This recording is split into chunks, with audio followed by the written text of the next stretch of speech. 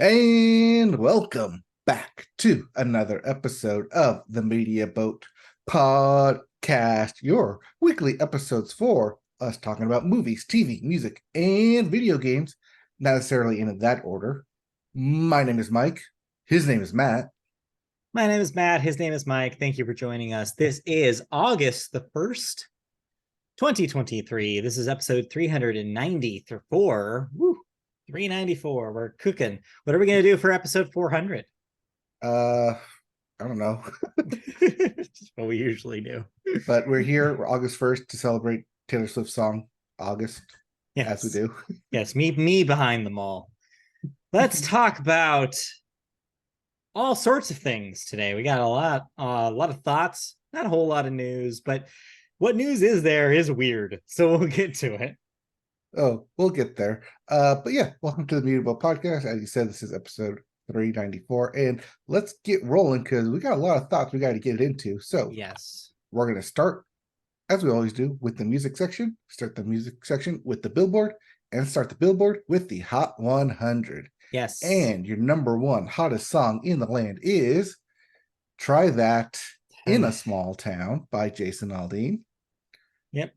Followed by at number two himself, Last Night by Morgan Wallen. Then at 3, Fast Car by Luke Combs. At 4, Fukumin by Gunna. And rounding out your top 5, Calm Down by Rima and Selena Gomez. Couple notes about this one. One, yes, Try That in a Small Town, after being at number 2 last week, moves up and finally gets that number 1 spot, potentially because of the controversy.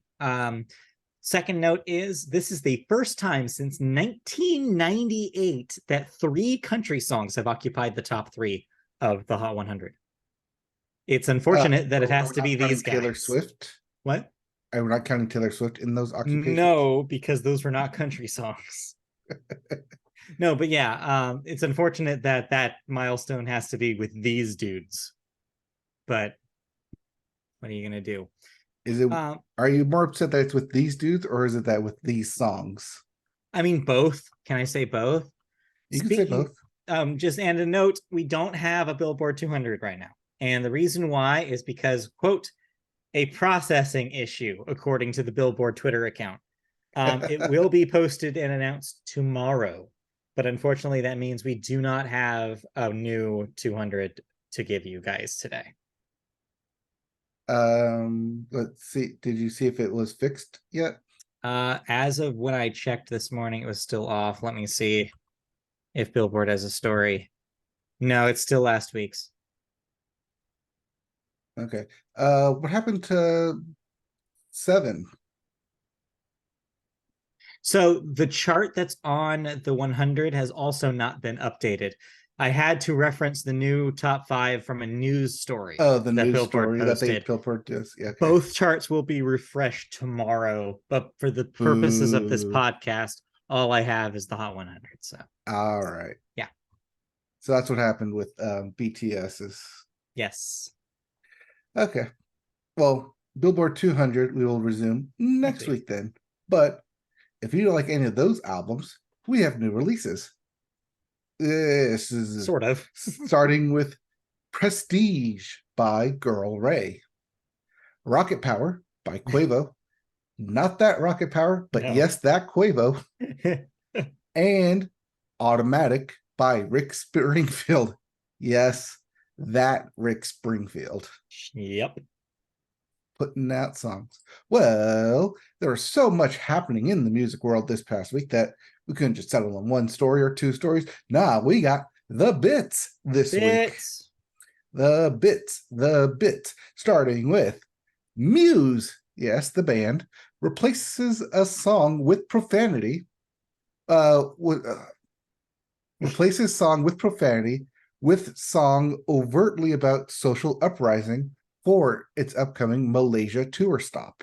So yes, you're probably thinking, is this a follow-up to the 1975 story? And you bet it is. Yes, it is. Here's what happened. So the 1975 we talked about last week got kicked out basically because they made some statements about same-sex relationships in a country that has banned them. Since then, the Muse announced that they were also going to have a tour stop in Malaysia, to which the 1975's Matty Healy made a statement about being like, well, then you guys like be careful, kind of, basically, more or less. Well, Muse's response to that was, oh, well, we're dropping a song, or they announced that they were going to be dropping a song that involved had a profanity in the title and had it repeated throughout the song. And so initially the reaction was like, wait, what are they doing? Well, later they said, oh, don't worry, we're replacing that song with a song that's specifically about an uprising against your government. You see what they're doing. So basically, Yes. looked for a second that they're, doing a cop out, but no, in reality, what they're trying to do is they're probably also going to get kicked out. Well, I mean, the tour is called Will of the People. Yeah. Can't really, what you're getting into. It's just yet another example of, if they were going to, like, why would they put them on the lineup here if they knew, if they had listened to any of their songs? And sure enough, here we are again. To be fair, the track that they're replacing it with, Resistance, is a better song. That's fair. But yeah, also it's about, maybe don't listen to your government. With lines such as "They will not control us." Yeah, pretty much. Yes, very apt. So yeah, we'll see how that turns out for them. Okay, but things may not turn out too well for our next story, as Lizzo is in some trouble, as former Lizzo backup dancers file a joint suit against her against alleged sexual harassment and weight shaming. Okay, so this one dropped Among today. other, Yes. This was today. This happened today, and basically, a lot of the case surrounds a visit to a strip club in which Lizzo purportedly and allegedly forced and cajoled her dancers to do things that they were uncomfortable with. This also ties into experiences both on tour and both in the reality show she helmed, where people were, like, contestants were pressured by judges and Lizzo herself in some cases to either lose or gain weight depending on their situation. So it's kind of a combination of a lot of different experiences that all these dancers went through, and so they're filing a joint suit. Lizzo has not made comment about this yet, but yeah, I'll imagine that going forward we'll have to hear something from Lizzo's side. I'm curious to see what's to be said, because it's interesting given that Lizzo's entire image is built around self-expression and boundaries, and especially pride over body image. And these allegations seem to put doubt in all of those things and makes you wonder what's happening behind closed doors with Lizzo. But yeah, nonetheless, it's an interesting story. And yeah, Lizzo doesn't come out looking great about it. No, the suit also alleges that it's between her production company, and the main lead choreographer and dancer. Yeah. Who was also a judge on said reality competition. That's the judge I mentioned. But yeah, so it seems like it's not just Lizzo here, but because it's her name on all of these things, it does come to her. And ultimately, the buck stops at her. And so, yeah, we'll see what her camp has to say about this and how far the suit will go.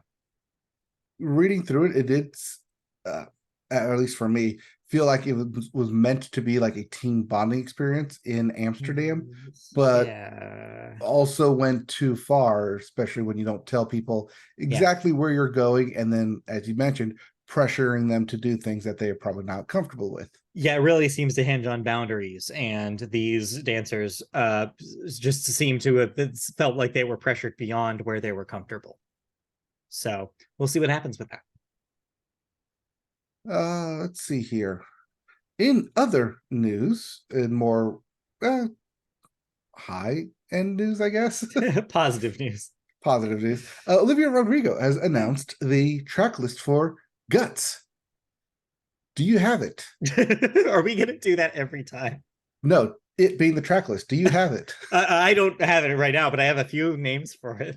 Okay. Some for of you from it. the titles for Guts includes All American Bitch, The Grudge, and Teenage Dream. Yeah, I picked and chosen those three because I thought they were funny, but there's a lot more on there as well. But yeah, it really makes you think about what these songs are gonna sound like.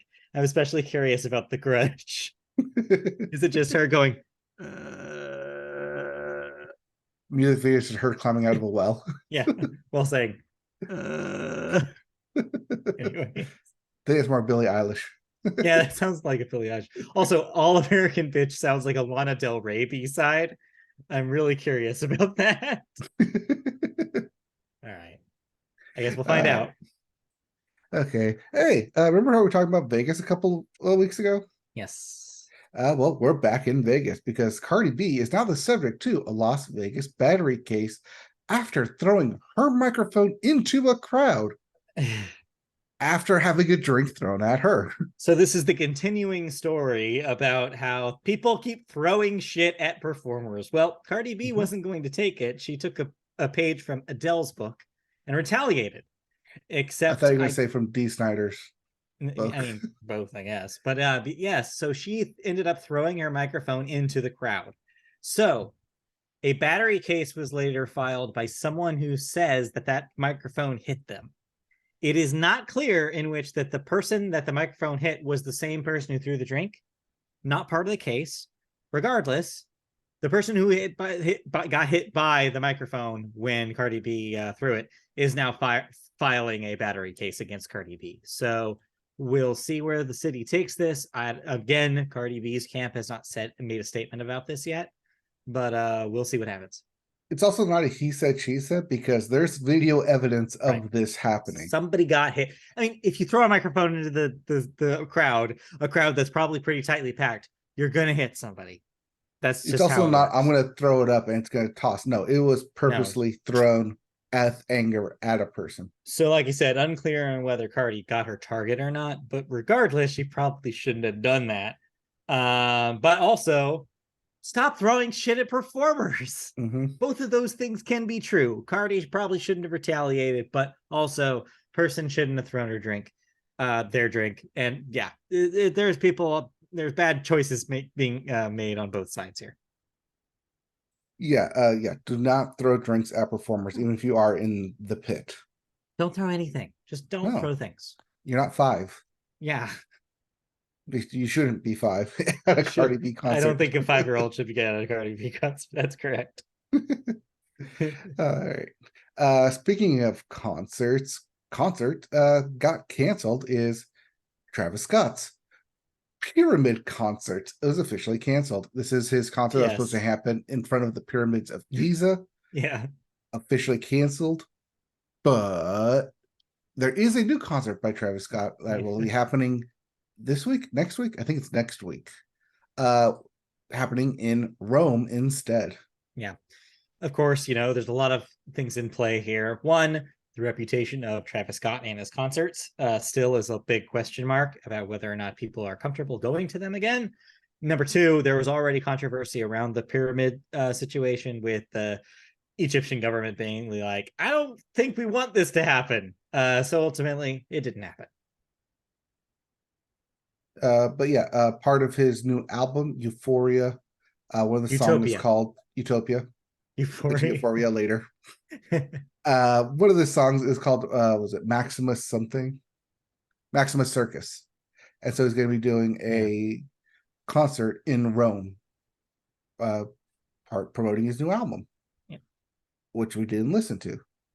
No, I listened to one song off of it. I did not listen to the whole thing. Oh, okay. I'm sorry. Yeah. Speaking of stuff we didn't listen to, try that in a small town. The music video has apparently been edited to remove footage of Black Lives Matter protests, but that was not cleared. Or Well, sorry, no. the clips were not cleared. And that's why they were removed. So Mhm. basically, they only removed about, I think, 6 seconds of footage from the video. It's not due to, criticism of the video. It was just due to the fact that I guess the images that they used from the Black Lives Matter protests in the scene in which they're projected onto I believe the courthouse, like a courthouse. So they were not cleared by their source before they were put into the video. So their source contacted them once the video went up and said, "Hey, you guys didn't clear this. You have to clear this." And instead of getting it cleared, they were just like, it's fine. They just trimmed that part out of the video. So still weird. But that's what they want you to think. Dude, it's conspiracy theory Well, time. who knows? Who knows with those guys? But yeah, Well, I mean, they're the guys who would be listening to this song. So yeah. as we mentioned last week, it's been pulled from CMT, but you can still see it on YouTube. Yep. And lastly, in music bits, the one you are very most excited about, Yeah. The band Mitski has officially announced a new album set for September 15th. Well, the person Mitski.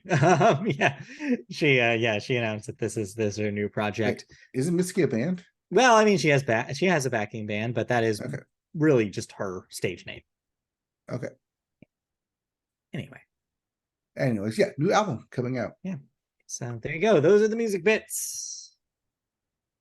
All right. Did you listen to anything? I did. And we're going to talk about them. I listened to a handful of things. So where should we start? Probably with the shorties first. Okay, let's start with the shortest thing here. The Hailey Whitters EP, I'm in Love, which is 6 songs, but really it's 5 songs. This came out of nowhere. I wasn't aware that she was going to put out an EP, and there it was waiting for me in the new music section of Apple Music, and I was pleasantly surprised. I like this better than the last record. I thought that all the songs here are really strong. I like when Hailey is in happy mode, and this is definitely Hailey in happy mode. As the title suggests, it seems like she is in a good spot in a new relationship, and it comes across in the music. I really liked what was here. And yeah, I had a good time with it. Yeah, it's fun. I really like the single off of it, I'm in Love. Yeah. But she also does have the last song on there that's a repeat from the previous one on Raised. Yeah, I'm not sure why that's here. I don't know. There was no change. There's no tempo change. I thought it'd be like an acoustic version or no, it's exactly the same song. Yeah. I wonder if that's a streaming strategy thing. I don't know.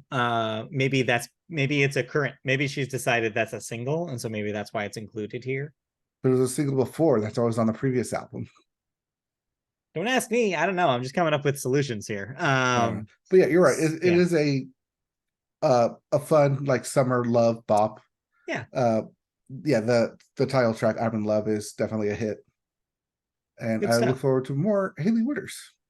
Yeah, but not a whole lot to say about it. Yeah. Like I said, it's only like 6 songs. Yeah. Meanwhile, what's not 6 songs? As which one? Where do you want to go? Austin? Yeah, we should probably talk about Post Malone. Right. Oops, let's wrong title. Let's go to Austin and talk about Post Malone. That's not what it says. Sorry, hold on. My thing isn't working. While you figure out your Chiron, we're going to talk about Post Malone. So this is his 5th official studio album. The Chiron's broken.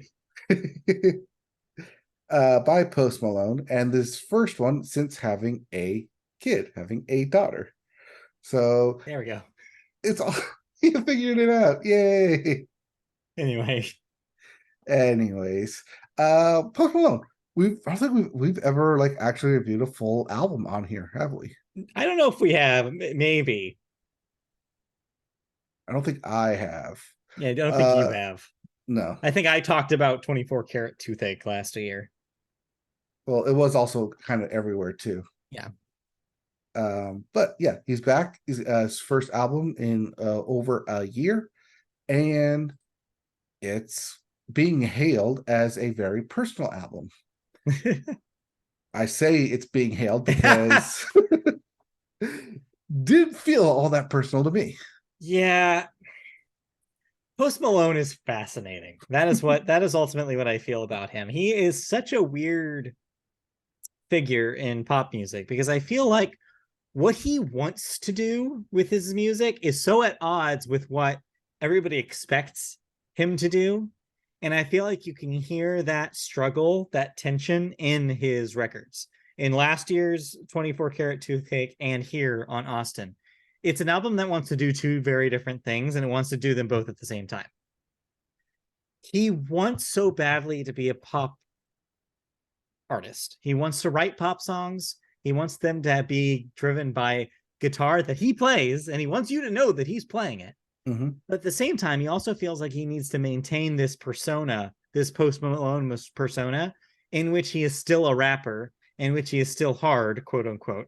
And so he has to remind you, even on the softer songs, that he owns a lot of cars and he does a lot of drugs. These things coexist in weird ways, and I think never like as much is there that tension, if like as much as it is on Austin. Like in the same song, he can tell you how he is feeling like he's not feeling confident, he's depressed, and he doesn't have friends, and he's drinking alcohol by himself. And also mention, oh yeah, but my Bentley in my garage is really awesome, and I can do sexual favors for a woman very well. It's like, okay, cool, but I'm getting mixed messages here, Post. But the thing is that I also that tension is also I feel about the songs. Like I feel like when he's in pop mode, I feel like he's pretty good at it. I kept thinking throughout this whole thing, I'm like, I wonder if we existed. Well, the first thought I had was, I wonder if he is writing like pop stuff for other artists on the sly. Like, is this like I feel like he would be pretty good in that position. So I went to his Wikipedia and checked if this is something that he does. Apparently not. Apparently he just writes for himself. And there's no sort of side projects that he's working with other artists. And so I wondered, what if we lived in an alternate universe in which Post Malone just became a songwriter?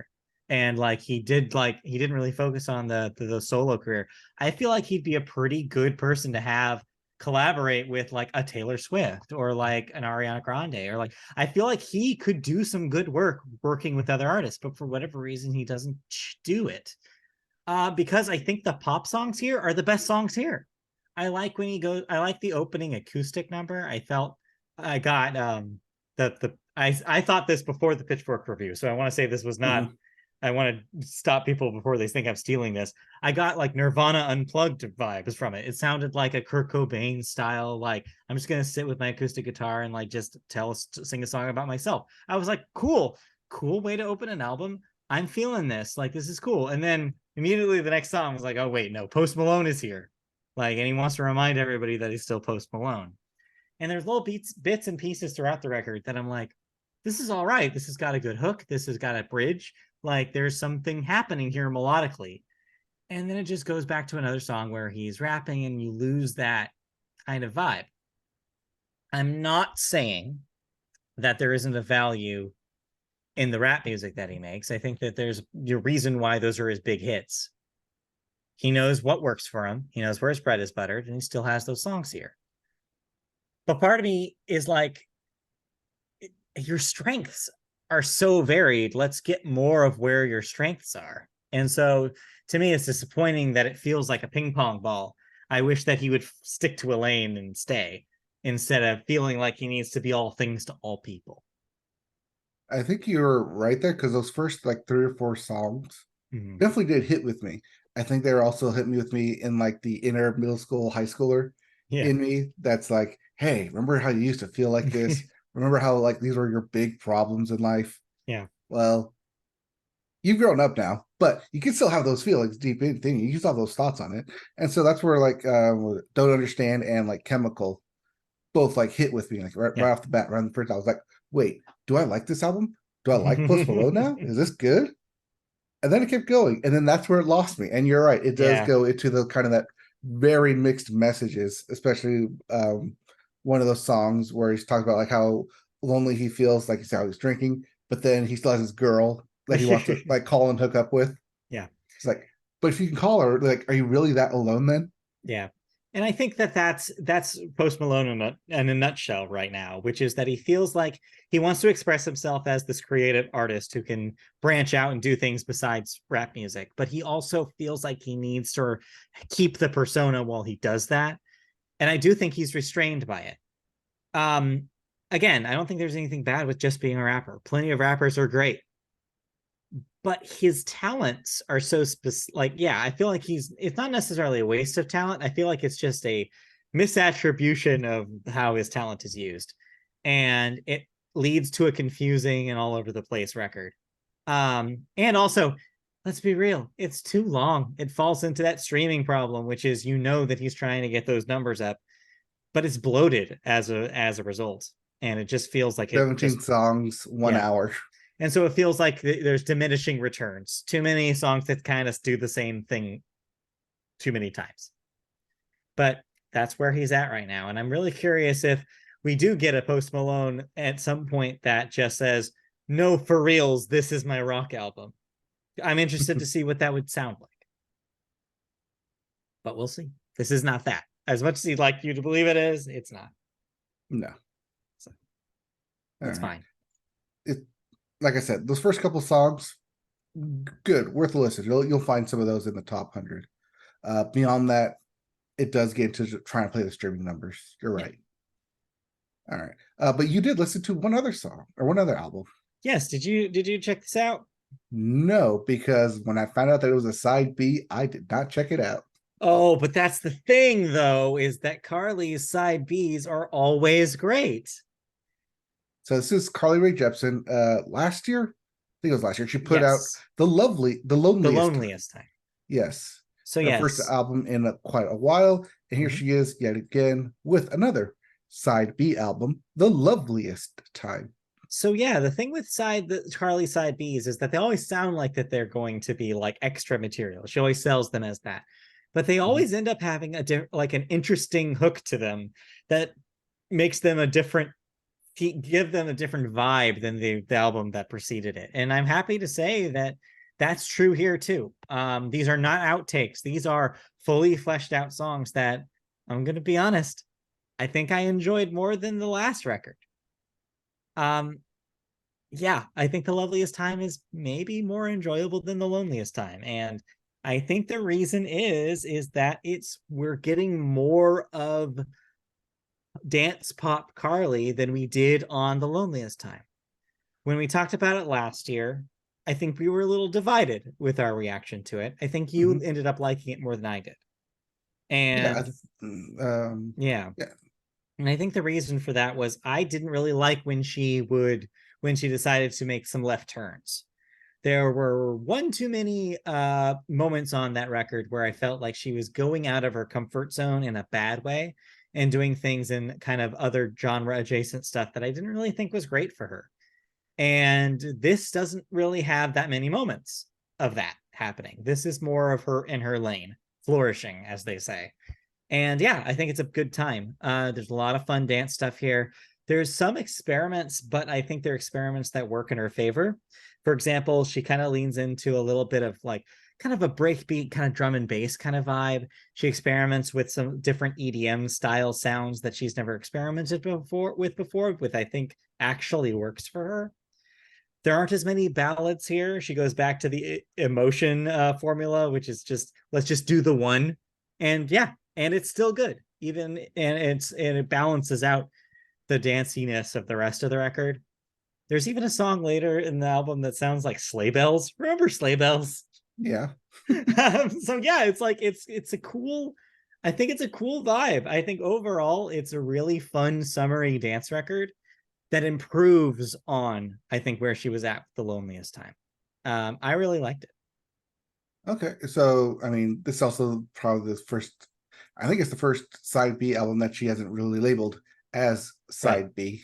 Right. She's compared not calling it Emotion B. and Dedicated. And I think that stands as how much she feels like this speaks for itself. She's in interviews this week saying that she believes this is her strongest album to date. So it doesn't matter if it's side Bs. She's that confident when she's releasing here. And I see why, because it really, really does sound great. I definitely recommend you checking this out. I think you'll like a lot of the songs here. I especially recommend, if you listen to one and one only, check out Psychedelic Switch. It is Disco Carly at her best. So I recommend it. Okay. I mean, I'll probably listen to the whole thing, but yeah, Yeah. I'll check it out. Just didn't get around time to it. Yeah, but I had to choose between Carly Rae and Post Malone, and appears I chose poorly. you did choose for but hey, But what can you hey, do? I can tell myself to make more time for Carly, as you Always do. make more time. All Anyway, right. let's move Anyways, on. let's move on right into video games, and we Video start with games. new releases. And get out of the way. There's only one game being Yeah. released this Let week. me let me just adjust something here. There we go. New game Yep. release. New game release. Baldur's Gate 3 for the Yes. PC, your sole release for the week. Couple notes. This is just the PC version this week, but don't worry, PS5 owners. September 6th is the date for the PS5 version. However, Xbox users, I'm sorry, but this thing ain't coming out this year for you. You have to wait till 2024. Womp womp. Womp womp. All right. Speaking of things that we have to wait for in 2024, Final Fantasy 14 Yes. online. I know you're thinking we're talking about Final Fantasy 16 DLC, but no, this is the online Final Fantasy 14, and it is finally set to arrive on the Xbox Series X and S. Xbox boss Phil Spencer made a surprise appearance at the Final Fantasy 14 Fan Festival in Las Vegas to announce that the game was coming to current gen Xbox systems. The MMO will be officially launching in spring of 2024, but an open beta will be launching alongside the game's upcoming patch 6.5 update, which is likely due in the coming months. Also coming later, new DLC for Final Yes. Fantasy 14. So, yeah, this is kind of a little, seems like a little late to announce it, but the fact that it is eventually coming to Xbox is kind of a big deal, considering that one of Phil Spencer's spoken goals as of when he was doing the interview circuit this past few months was to kind of patch things up with Square Enix. I think he realizes that their relationship with Sony and PlayStation is very, very strong. It's the reason why we see Final Fantasy 14 Online already having a PS4, PS5 version, and there not being an Xbox version. It's also what leads to the exclusivity window with Final Fantasy 16 that we're seeing right now, where an Xbox version is coming, but much later. And so, yeah, this makes sense that Phil Spencer is kind of extending an olive branch to Square and trying to make more deals come their way going forward. He says this is only the beginning of a new kind of era of relationship with them.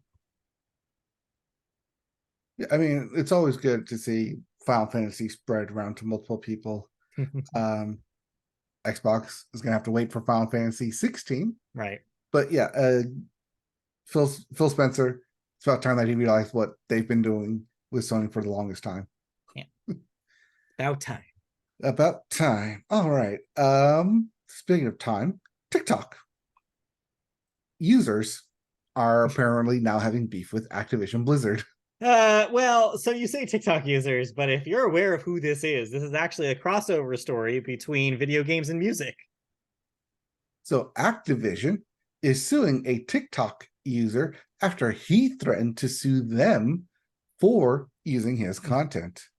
According to the company's lawsuit, TikTok user Anthony Fantano, who goes by the name The Needle Talk on TikTok, contacted Activision in June, threatening to sue them for using the audio from one of his TikTok videos.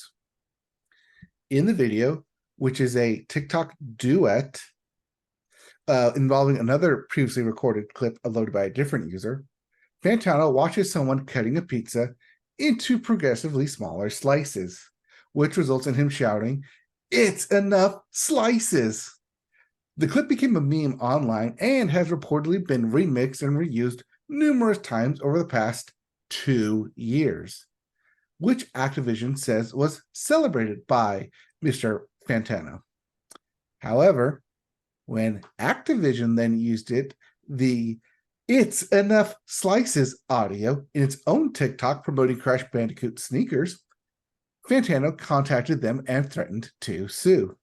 Okay, so here's what's going on here. So if you're not familiar with Anthony Fantano, first of all, congratulations.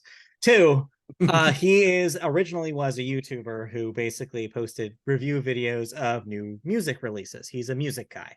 His channel on YouTube is called The Needle Drop, thus The Needle Talk being his TikTok name. He's a pretty popular guy. Like a lot of music people, like look to him for opinions.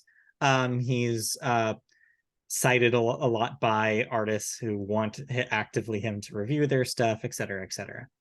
So I was really confused when I saw this because I was like, wait a minute, that guy? I don't particularly watch his stuff because I'm like, the last thing I want to hear is another white guy with glasses tell me about music. I'm already a white guy with glasses. So I'm like, I don't need it.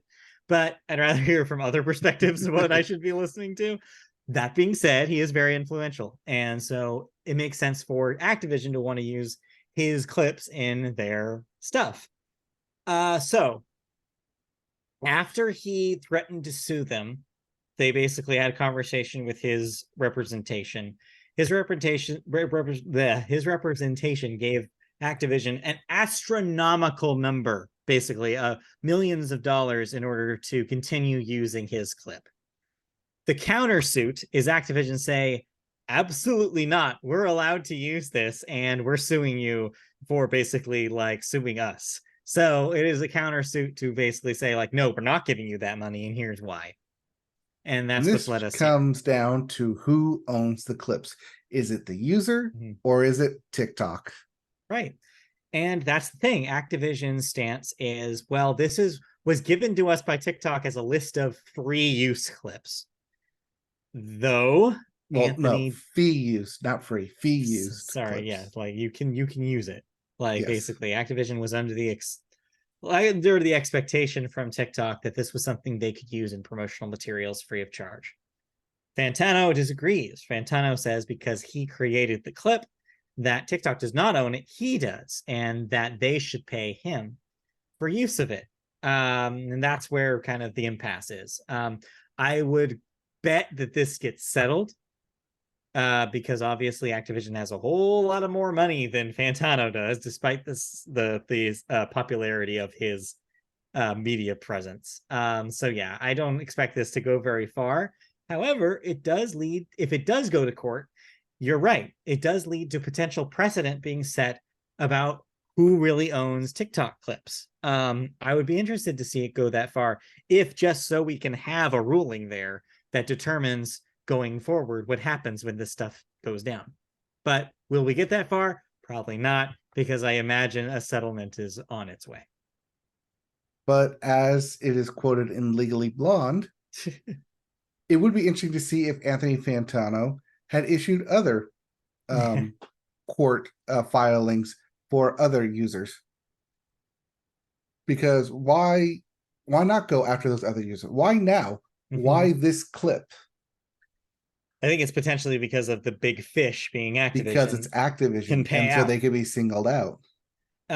There's a bigger debate right now. In fact, this week has kind of been a hotbed for the conversation about videos that entire existence is to watch another video and comment on it. You see it right now happening with a big Twitch user. I'm not going to go into it now because it's not something we cover here. It's internet drama. We're not an internet podcast. But it's interesting comparing this case to that. We'll see a lot more cases about people using clips from other things and who owns that clip and who gets paid for it and who should get paid for it going forward as we become a clip economy, essentially, which is already happening. You mean what we talked about 10 years ago with React videos? Yes, exactly. It's happening again. And so, yeah, it's just going to continue happening until we have precedent. And we still don't have precedent legally. So we'll see. Yes, legally speaking, we don't touch it. We just comment on it. Yes, we're okay, though. Oh, yeah, this is probably when we should talk about real briefly about something that happened with, I mean, we're going to talk about the strikes later, or I guess talk around the strikes later. We actually don't have any specific strike related stories today for the first time ever, but we are going to bring them up peripherally, I think, a couple of times. I just want to mention, yes, I am aware that this week SAG-AFTRA did issue certain new guidelines in order for podcasts, specifically media podcasts, to stay in solidarity with the strike. Thankfully, I looked over everything, and I believe we here at the Media Boat Podcast are okay. So basically, the new guidelines were specifically for watch along podcast, in which a podcast is talking specifically and breaking down an episode of television or a film. I listened to some of these podcasts. Well, they say that basically they in solidarity with the strikes, those podcasts should put a pause on it right now. We do not do that here at the Media Boat Podcast. When we talk about a film, is just us saying we watched it, here's what we think. We are not giving you like a scene by scene, this is what this means and this is what this means. So I think we're in the clear. So I don't believe we have to stop talking about anything that we do here. Did you see any of this week? I saw it briefly. I didn't think it pertained to us because for me, it was mainly talking about promoting certain clips, certain media, and that typically would skirt around their rules as actors who aren't supposed to be promoting their projects. Right. Ultimately, it does boil down to a promotion aspect. Since I don't believe anything we do is promotion, I think we're okay. But yeah, I just wanted to bring it up just in case anybody was curious if it was being discussed on other media podcasts that they potentially listen to. That's where we're at with it. If anything changes, I'm going to be monitoring that, and of course, we will tailor our podcast around it. But I don't think we have to quite yet.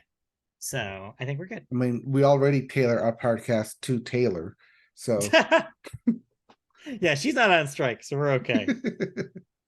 Anyway, different kind of Taylor there. I mean, actually, Taylor Swift might have a SAG card because she has acted. She was in several movies. I bet she is SAG-AFTRA, actually, now that I think about it. Probably.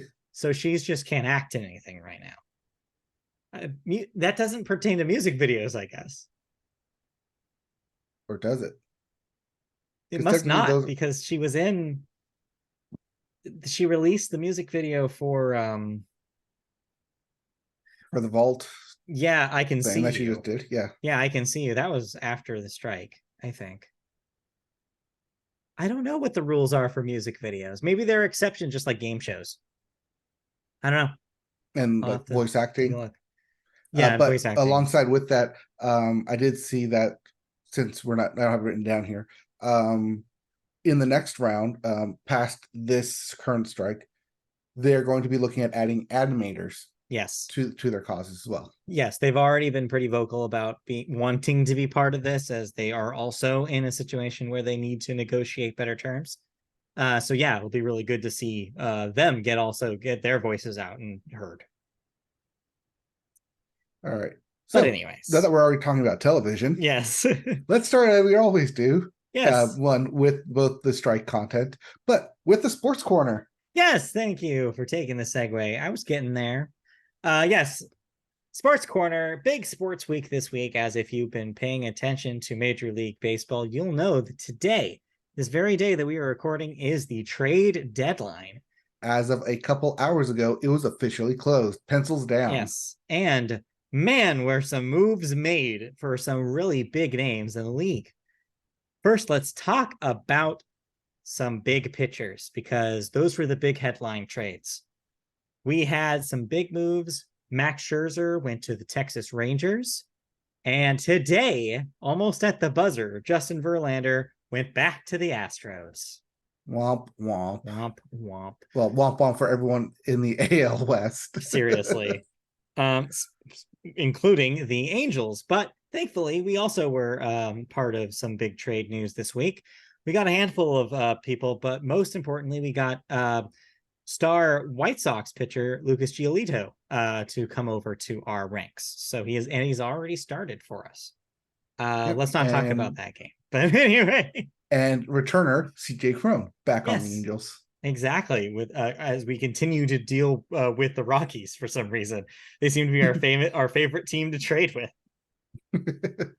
But ultimately, those were the big headlines. We also had a couple of others, including Michael Lorenzen coming to the Phillies and Jack Flaherty to the Orioles. and a smattering of other names here and there, depending on where you are. So it was interesting to see which teams were sellers, which teams were buyers. What was your big takeaway of the trade here, the trades this week? Lots of pitchers got moved around, so Yes. be on the wary for where your star pitcher is and who in your conference and division is now you're going to face against. Yeah. But one of the kind of funniest and interesting trades that I saw that got is the only one that I saw that got blocked Mhm. which was Eduardo Rodriguez from the Detroit Tigers, Yeah. who who was initially placed on a trade and made a deal like the Tigers did to trade him to the Dodgers. But then Rodriguez, Erod, as I call him, initiated in his contract the 10-team non-compete clause in which the Dodgers were one of them. Got it. And so he was unable to get traded. You saw something similar almost happen to Verlander, in which he had a non-trade clause that he had to basically waive himself. He had to basically say that he was personally okay with it before the teams made the deal. I mean, I too would be okay with going back to my former team after making 15 million or $20 million with the Yankees. Yeah. So, I mean, Um, ultimately it does seem to the story was really pitching, a lot of pitching changes, not a whole lot of hitters. I mean, notably absent from these conversations, of course, was Shohei Ohtani, who was announced basically at a few days before the deadline to be staying with the Angels and not being offered for trade after all. So that's a little follow up from last week in which we still kind of questioned whether or not it was going to happen. Since then, though, he's been on the record saying he's pretty happy to be given the option to stay. And the Angels seem to have signaled that they are going all out to make sure that in his presumably last season with the team, that they at least try to make a playoff run. yeah. And one hilarious note that I saw on Twitter for that Max Scherzer to the Rangers, that he is officially the only player to have three different teams pay him $15 million or more to play for them. Damn. Get paid, Scherzer. Get paid. But yeah, like ultimately, yeah, not a whole lot of big hitters getting moved. I think was interesting about this trade deadline. So yeah, we'll have to see ultimately what this means for the rest of the season. There's still a lot of baseball to play, but it's getting tough, especially if you're trying to make it into the wild card ranks. It seems like the people who are ahead in these divisions are way ahead. And so it's going to be mostly about the wild card going forward. Oh, yeah, everyone's looking to the wild card because by Yeah. now, the difference between a wild card spot and a for sure spot is about 6 games. Yeah. When you're talking about teams like the Rangers and like they're just so up out ahead of everybody that there's not really much you can do to keep up. Even like the Tigers and the Blue Jays, six and a Yeah. half games back from Yeah. getting one of those secure spots.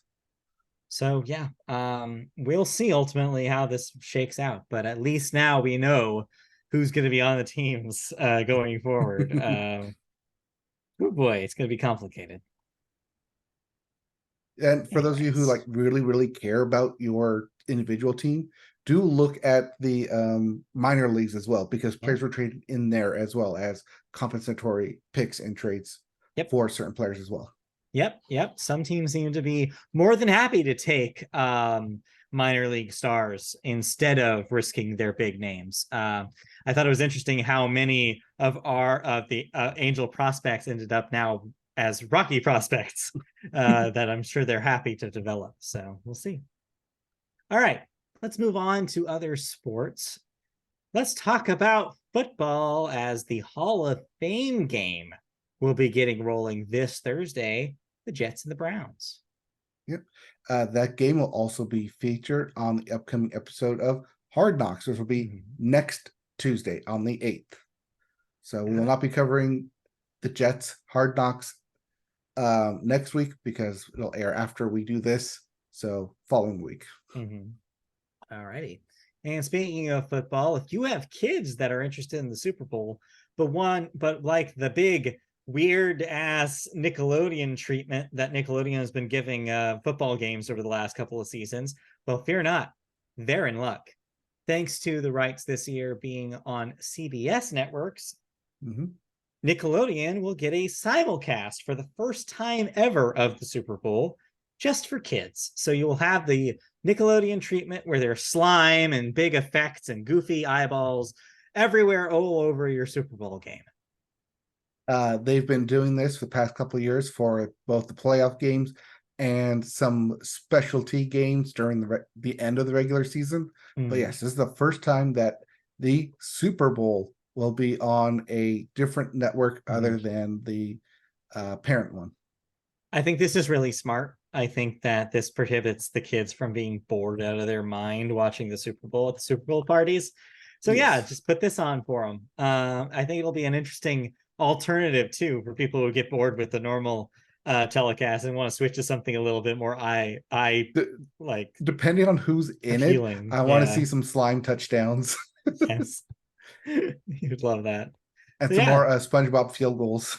Oh yeah, I want to have SpongeBob and Patrick do the play-by-play for a cute couple plays. Why not? Why not? So that'll be interesting. Mhm. Moving away from professional football into college football, we still are seeing shakeups in the college football associations. Colorado will be leaving the Pac-12 and joining back to the Big 12 starting in 2024. Which is funny because they were in the Big Yeah, 12 10 years ago, and right. now they're going right back to it. So yeah, who knows? But that's just your little update.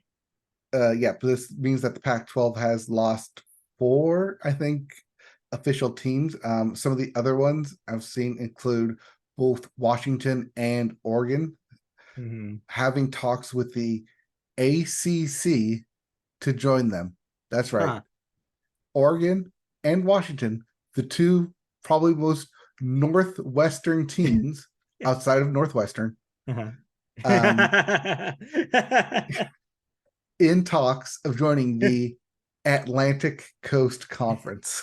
That's weird, and that doesn't make sense. And I feel like they should say no, but I don't But if they understand have a it. bid, they get offered. If Who there's can say? money, Who can say? Yeah, but it's not going to the players, right? that's the NIL. Anyways, um, lastly in sports, let's talk about the Women's World Cup, which continues to cruise along. There are four more spots remaining to fill out the bracket of 16.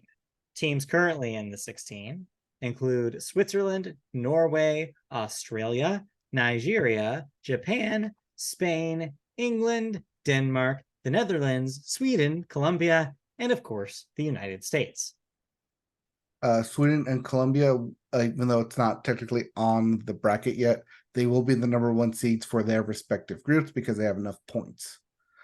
Those remaining four spots is for one group, and then the second place for where Sweden and Colombia are. So you've probably been paying attention more than I have. What does it look like right now for the U.S. women's team? Oh, they got roasted today. They played this morning. Well, technically, like at midnight yesterday, but this morning. And even though it ended a 0-0 tie, just everyone on social media and especially some of the commentators, including former women's national team players, just commented on how sloppy the play was and how they can't have this kind of game in the round of 16 going forward, especially since they will play Sweden, which has been sweeping and dominating their own competition. Yeah. So So it doesn't look didn't look great. good. Didn't Yeah. look good today. They were really lucky to get by with a win today, especially since one of the closest shots on goal from either team hit the post and bounced out. Otherwise, the US would have lost. Mm. So super close games. Um, it's intense. It's great. But hey, that's the Women's World Cup. Yep. The games will end. Well, they'll play again tonight, technically, and then tomorrow. And then the first game begins on the 4th Got it. for All the round of right. 16. Well, we'll see what happens, but fingers crossed. That doesn't sound like a great setup. No, let's see here. Oh, yeah, we played against Portugal this morning. Portugal, the woman, not the man. And Stupid. if we if we were to have lost this game, we would have been eliminated. Yeah. Yikes. Yep. Yikes. Well, we'll see. All right. Anything else in sports before we move on? In sports entertainment this week, Nope. this Saturday is SummerSlam. Jey Uso will take on the bloodline that is Well, Roman Reigns. If you're so inclined and interested. well, I'm not. So let's move on to proper television news, where we start with the Writers Guild, the WGA. This isn't a strike story, though. This is a story about a little shakeup at the top. Lisa Takeuchi Cullen will be the next president of the WGA East, succeeding Michael Winship, who is not seeking re-election. Cullen, who is running unopposed in the Guild's upcoming elections, will be its third female president and the first person of color to hold the post, starting next month. She is a graduate of the WGA West Showrunner Training Program, where she has recently served as co-executive producer on NBC's The Endgame, and was a writer and consulting producer on Law and Order SVU. She has also developed several drama series as part of an overall deal with Universal Television and streaming outlets. In 2020, she received the Richard B. Jablow Award for her service to the Guild. She previously worked as a foreign correspondent and staff writer for Time magazine and has published 2 books. So quite a resume for Ms. Cullen. So yeah, good choice. He was also previously on the board for the WGA East, like their council. So this is her just stepping up and becoming their next president. Congratulations. Cool. For those wondering, Michael Winship served since 2007. Wow. 7 years in the post. So, technically, he was going to resign in 2001, or sorry, in 2021, but agreed to stay on for 2 more years because it was following COVID and with the upcoming and now strike negotiation that they wanted someone with a firm stance and someone was a legacy in that lead position. That makes sense. And what better time to do this when on the precipice of a new agreement at some point? So, yeah. But yeah, this was always his, well, technically his plan was to leave in 2021, but this was always his plan to leave after this 7th term. 7 consecutive term as the WGA president. Yeah, it's a long time. All right, let's move on to our next story here, which takes us to space. Space. You just did the same joke. All right, the Federal Space Agency, NASA, is announcing a new NASA Plus streaming service that will bring, yeah, pretty cool. That will bring on-demand, non-sci-fi space content, so actual, legitimate, real-life space, people, to TVs and mobile devices. And best of all, says the story, this is not me editorializing here. Best of all, NASA says it will be ad-free, no cost, and family-friendly. You'll be able to watch live coverage of future launches, documentaries, and brand new original series exclusively for NASA Plus. The agency is looking to, quote, better tell the stories of how NASA explores the unknown, unquote, and connect with more people by transforming its digital presence. That's according to Mark Etkind, NASA's Associate Administrator of Communications. Will you be watching some NASA Plus? I will, especially if it's going to be a lot easier to find and watch, hopefully, live launches and live in looks at the different stuff going on in the space program. Yeah. It also be interesting to see what kind of program they actually put up there. I assume it's going to be a lot of documentaries looking at like PBS and Nova. And since NASA is a government body, it makes sense why it comes at no cost. It's part of the taxes that I pay for it. Yeah, no, it seems like a cool idea. And I think people who are obsessed with space, this will be a nice little resource for them. And I think it's a good way to get more people to be interested in space, especially if it's free and you can just say, hey, let's put this on. Or in classes, in schools, allow a better and easier way to access this kind of information. True. Yes, it's a good resource to have. Let's move on. You watched something. Oh, it did the thing where it's broken again. It did the thing again. It's okay. It's probably twisted up because I don't know if you watched it. I watched Twisted Metal. I know this is not a crossover with video games. Well, it is kind of. Well, it is. It is. It's the TV show on Peacock based on the video game of the same Yes. name, Twisted Metal. Yes. Before This you go into it, what is your experience with the Twisted Metal games on PlayStation? I briefly played Twisted Metal 2, Okay. and then it was immediately revoked because my parents did not know what I rented for the week. They saw you firing missiles at other people and they were like, Well, absolutely not. well, because on the box art it was just the car and explosions. Like, Right. oh, okay, racing game with But explosions. no, car No, combat game. they did not know that. Yeah, you fire missiles at that dude who's like going like this between two giant wheels. That's what's happening. I mean, it also didn't help that like whoever was selling this at the time didn't realize that was an M-rated game, and just like, okay, yeah, you're the adult here, you know what you're doing. So that was my brief time playing Twisted Metal before it was officially banned in our household. Yeah, fair enough. But now you're your own adult and you can watch the Twisted Metal, the television show. So what'd you think? Yes, uh, really, really, really confused because it is a it's a TV show. How does this sound familiar? It's a TV Okay. show Yes. based off a video game Huh. set in a post-apocalyptic world Yeah. where one man has to traverse a significant portion of the United States in order to retrieve something and bring it Okay. back. I've heard this before.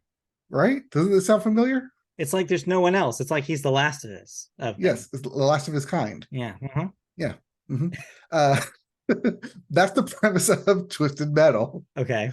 where Anthony Mackie, yes, Captain Yes. America himself, must team up with Stephanie Beatrix, um, Mirabelle Marigold herself,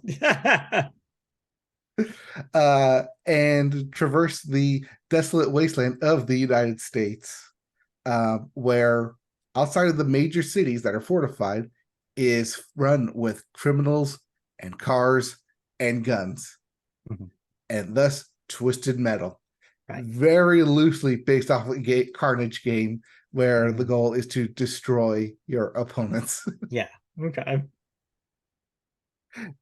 It's, I think it, unlike The Last of Us, which is very dramatized series, This is a this comedy. this is a comedy. This Yeah. heavily leans into the, we know how absurd this thing is that we are doing. We know how absurd the game is. So we're just going to lean heavily into the absurdity of this world, Yeah. both in costume, especially in language, and the fact that, yes, we understand that this is a post apocalyptic world, yet somehow these cars will never run out of fuel and we'll make jokes about it. Right. Yeah. I've only watched the first episode on this, but that's basically your basic premise of, we're just going to do a cross country road trip in cars and come across different gangs along the side in cars that we'll have to destroy with explosions and flip and shit. Meanwhile, cops are out there and Sweet Tooth is there, played by Samoa Joe. I mean, sorry, BoJack Horseman, as Will Arnett Mhm. does provide Mhm. the voice, Yes. but not the body. Right. Yeah. That's confusing already. So it's okay. I put this up there with Killing It, with was also on Peacock. It's fine. It definitely leans into that more comedic like genre of, we know what we're doing is absurd, and just leans into absurdity in itself. So if you just want absurd explosions with cars and Stephanie Beatrix, you're gonna have fun with this. Also, Anthony Mackie, just quip after quip after quip. Love it. Yeah. Yeah. Not Okay. necessarily So the show, it's fine, but yeah. like him like understanding like what he's getting into with this and just rolling with it, I think is, he plays it great. It seems like it has the classic Peacock problem, which is there are elements of it that seems like they're going on the right track. There are talent behind it. There are people that you like and doing things that you would think you would want to see from them.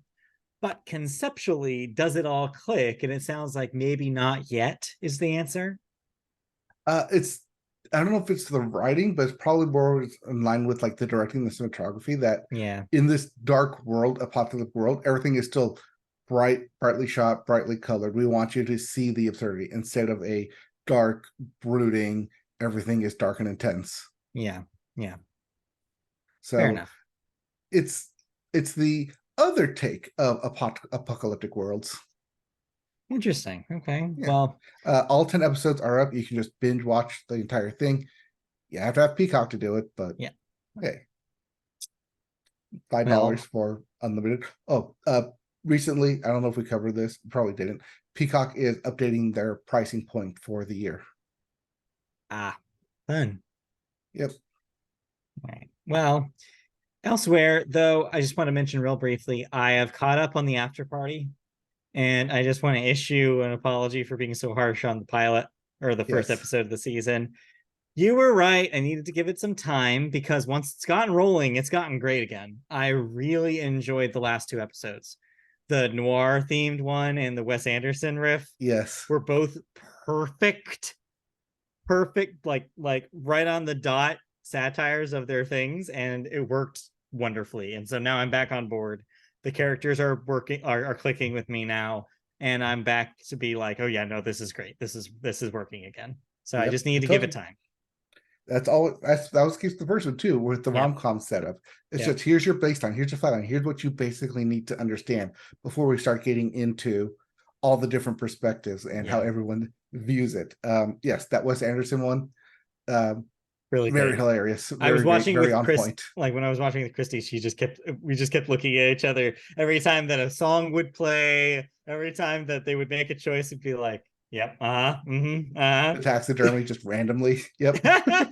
like, yep, this is when we're doing this, yep, yeah, no, it was pretty well done. So I'm excited to see what else they do this season. All right, that's that update. Let's move on to cancellations and renewals, shall we? What am I no longer watching? You're no longer watching friend. You're no longer watching Fantastic Friends on the CW, as that has been canceled after 2 episodes. Sorry. Unknown if remaining episodes will air. I want to say this is one of the Canadian shows that they brought over. Got it. We also had Suspicion on Apple TV Plus, canceled after just 1 season. So no more Suspicion. Renewals this week, we have, oh sorry, I missed one, and also canceled this week, Hulu's Up Here. This was the one I talked about, that was the musical premise where the person was dealing with their inside voices, hence the name Up Here. Mhm. And yeah, didn't work, and sure enough, canceled after just one try. They're not going to do any more of that.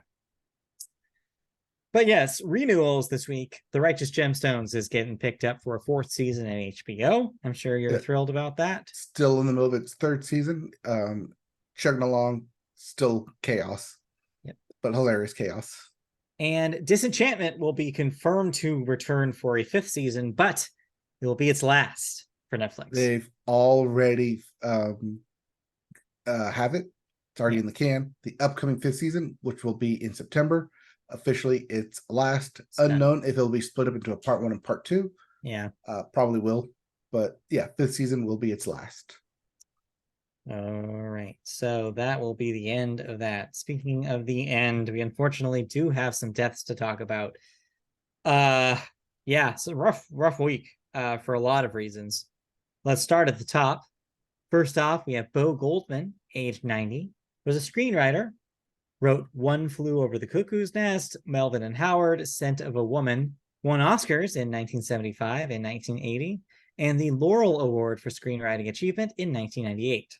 That is the Lifetime Achievement Award for screenwriting.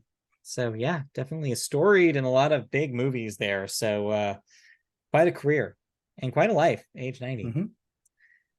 Next up, this is when the sad ones start. Not to say that that wasn't sad, but I mean comparatively. Sinead O'Connor, age 56, super young. Singer, of course, known for Nothing Compares to You, her big hit song, a cover of a Prince song originally, songwriter of others as well, including Mandinka and The Emperor's New Clothes, and of course, a body of work from when she was recording music. Also notable for a couple of other things. She won a Grammy in 1991, but most people of a certain age will remember her appearance on Saturday Night Live, in which during her musical performance, she tore a picture of the then Pope in half as a protest for then ongoing alleged sexual let's say mistreatment of young children in the Catholic Church. So Only to ultimately be vindicated via the spotlight stories and subsequent yeah. so yeah, there's a lot of stuff to talk about with Sinead O'Connor. She was always a great artist. She was always putting out very politically charged, personally charged art. And I think that the SNL thing distracted a lot of people from that. It became her narrative. It kind of took over her career. A lot of people say it ended her career. She basically will, in interviews, she responded to that always be like, well, no, they just reminded everybody of what the political work I was trying to do. It didn't necessarily end it career. It was just a career correction, because she said it was the moment where her art shifted in a way from being just typical pop music that you'd expect from a pop artist to more, this is the statement that I want to make. I want to be somebody who is making political statements. So however you like to read it, it did change the trajectory of her career, and it did kind of pigeonhole her to a certain extent, and did kind of put her in the lane of just a political activist. And for better or for worse. And it really depends on your view of success in music, of whether or not that was a career ending moment or not. It was unfortunate because, as you mentioned, the stuff that she was trying to tell everyone and people largely turned a blind eye to ended up being very true. And like you said, stuff like the spotlight research with the Washington Post and ongoing, I swear every 3 months a new story comes out about a sweeping statement about the Catholic Church in one location or another being part of a sexual abuse allegation. It's just like happens every 3 months, and it seems to be a deep-seated, continuous problem with the Catholic Church. And it was then, and it still is now. And so, yeah, 30 years down the line, almost, like it's still an issue. And yeah, Sinead O'Connor was on the precipice of addressing it and trying to find out a solution to it. So yeah, I think we should remember her as an artist, we should remember her as an activist, but most importantly, we should remember her as being correct and being right, and just being like, in which no one was ready to hear it. It was what we needed to hear. And we should be ashamed of the fact that we immediately just turned to make fun of it and immediately made it a joke instead of thinking about what actually she was trying to say. So yeah, definitely will be remembered and will leave quite a legacy. And it's really sad to see her go at such a young age. Yeah, 56. Still like a entire second life there that just ended. Next up, though, that's not the end of the sad news, because we also had another sad one in the world of comedy. Paul Happened today. Rubens. Yes. So Paul Rubens, Pee Wee Herman, died at age 70, apparently due to a secret battle with cancer that he had not made public. Of course, we all know him from Pee Wee's Playhouse, the movies in which that character was in, including Pee Wee's Big Adventure, but also Nightmare Before Christmas, movies like Blow. Unfortunately, just like Sinead O'Connor, Paul Rubens also had a career mired with big controversies that kind of derailed the trajectory of his career. The 1990 something, I forget which year specifically, 91, 92 incident of public, what was the actual allegation? It was public indecency, I believe, for being in a movie theater watching let's say a film in which, well, you do stuff, in which he was allegedly Yes. Yeah, Sex scandals. yeah, showing himself. Yes. And so that kind of led to a lot of like basically a derailment of his career. Then later allegations involving his ownership of 91. a 91. 91. Okay. Yeah. And then later allegations involving pictures that he owned of a young person in a sexually explicit manner. So this kind of never escaped him. And he never really got back on track as like a big piece of comedy, like whether it be movies, television, or anything ever again, because of these things kind of being spots on his career. Though I did see that upon his death, it seemed like a lot of comedy people wanted to give tribute to him. I saw a lot of people opening up about how important Pee-wee's Playhouse was to their like nascent comedy minds. A lot of people saying that like, oh yeah, it was one of the reasons why I wanted to get into comedy was because I watched Pee-wee's Playhouse growing up, that kind of thing. It was definitely a like a signpost for a certain generation of future comedy stars who just all looked back at Pee-wee's Playhouse as being a big inspiration. And yeah, he definitely had an impact on comedy, I think, at a certain point. I saw a lot of commentary talking about how he was part of a general movement in the late 80s to kind of reclaim camp and like the absurd of in comedy. You saw his name brought up alongside like filmmakers like John Waters and other kind of movements at the time, bringing like a absurdity back to comedy that maybe had been lost, instead of just the dourness or the like, or like it was fun. It was a fun brand of comedy, a creative brand of comedy that Paul Rubens was spearheading there. And yeah, and he will definitely be remembered for that. And I think ultimately more than the more complicated issues of his personal life.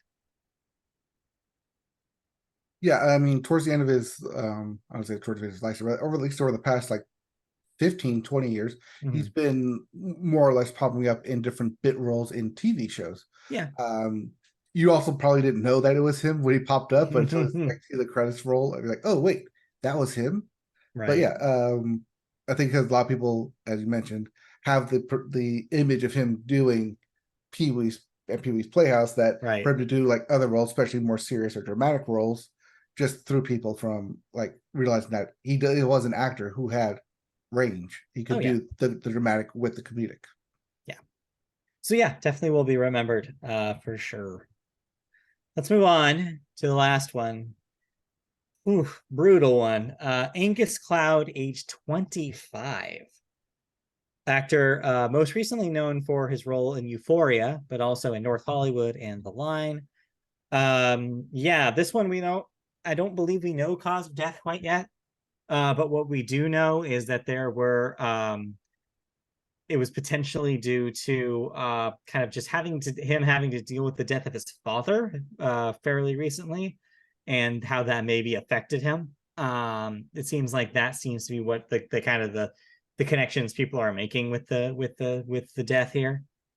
Regardless, though, that is super super young. He seemed to be an up and comer. A lot of people were talking about um, his future as an actor and how strong he is on Euphoria. I saw one article, particularly from yesterday, or maybe that was earlier today, basically saying, like, arguing that Euphoria is not a great show, but the best moments were because of his performances, and that he was one of the strongest parts of that ensemble cast. And to see him go so young and so soon into the run of that show is just very very sad, and it just seems brutal. Yeah, definitely an outpouring from the actors.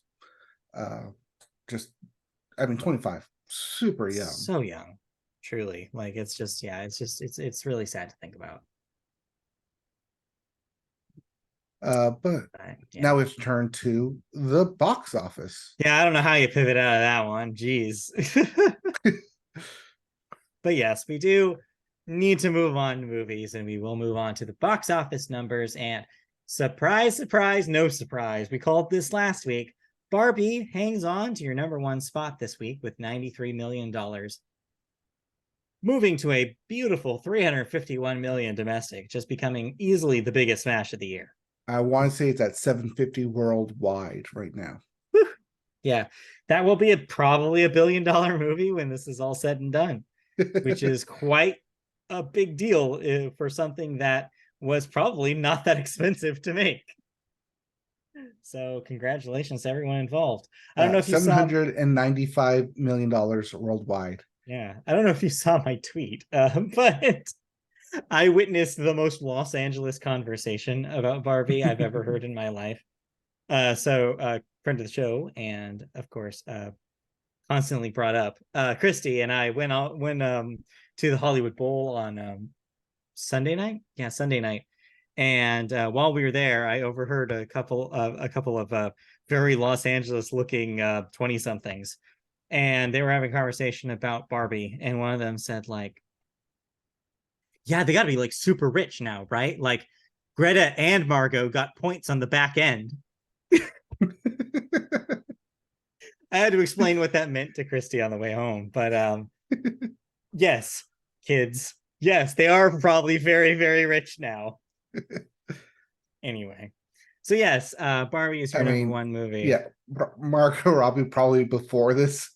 But yeah, Greta Gerwig, Yeah. congratulations. Oh yeah, 2 weeks no. in a row. Congratulations. Oppenheimer right behind it with another $46 million. That's 174 right now domestic. It's still respectable, especially you can consider what that budget probably was. Probably decent, but it'll make it. It'll make its money. Then at number 3, Haunted Mansion debuts to a measly 24 million, probably because it didn't anticipate that these movies would be as big as they are. Number 4, Sound of Freedom, another $12 million. That's at 149 million for some reason. Number 5, rounding out your top 5, Mission Impossible Dead Reckoning Part 1, another 10 million. That's at 139. Probably also disappointing in the grand scheme of things. In case you're wondering what your other debut this week, number 6, Talk to Me with $10 million. Horror movie will make horror movie money. Yeah, turns out. No matter what you do. New releases this week. Release Two big singular. ones. No, two big ones you have here for the 4th. I guess technically, yeah. Yeah. Two big ones, one for the kids and one for who knows, the shark heads, The end I of guess. summer. The One for Meg. Shark Week. Yeah. The Meg is back in The Meg 2, The Trench. Apparently, it is not the only thing in the water this time. No. Turns out there's more. I saw the trailer for this and I was like, yeah, that looks like a stupid good time. So The Meg 2. But most importantly, yes, Teenage Mutant Ninja Turtles Mutant Mayhem, which is yet another reboot of the franchise, but this time with an cool, unique animation style. And it seems like a push to actually make it matter in a Spider-Man across Spider-Verse kind of style. It seems like they're really trying, like putting some heft behind this, and with Seth Rogen's name slapped on it. I really, really want people to see it.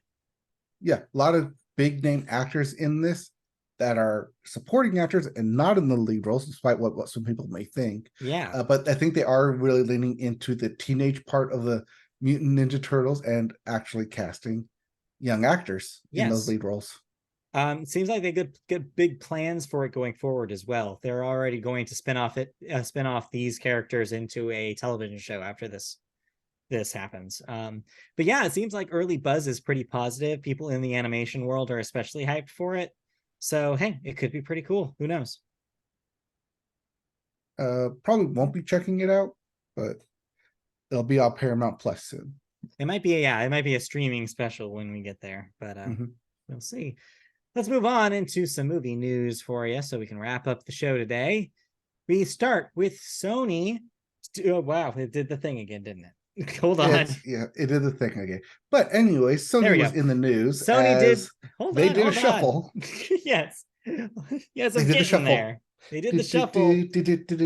So if you recall, we talked last week about Disney possibly moving some of their schedule back due to lack of promotion options.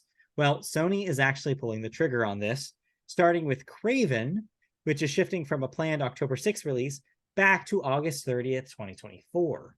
The push to next Labor Day was considered vital, as leading man Aaron Taylor Johnson would need to engage in a worldwide press tour to promote the film, and he can't do that when he's on strike.